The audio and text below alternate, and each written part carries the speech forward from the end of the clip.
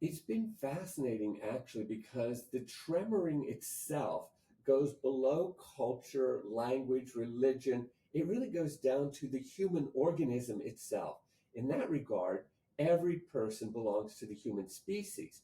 So now we're at this very fundamental level, observing the human organism tremoring.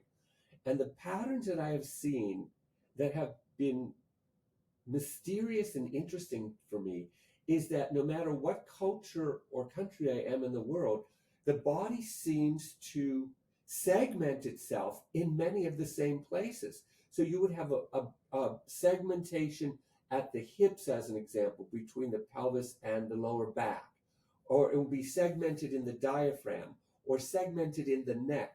The human organism itself seems to have protective, built-in protective patterns that it can access very quickly to protect us during times of stress or tension or traumas. And they seem to be consistent no matter what the culture is. I find that very interesting. How we release those might be different even in every individual, because I could see many people who are stuck in their diaphragm, but there might be 10 different ways to release the stuckness in the diaphragm according to the way they inhabit their body and why they contracted in the diaphragm.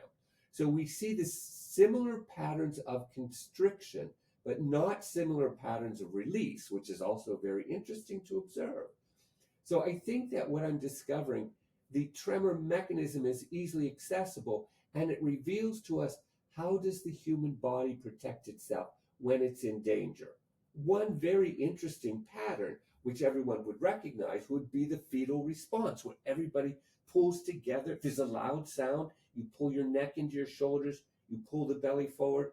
Every human organism on this planet does exactly the same thing when they experience some sort of startle sound or reaction. And so how do we all know to do that? That's a fascination.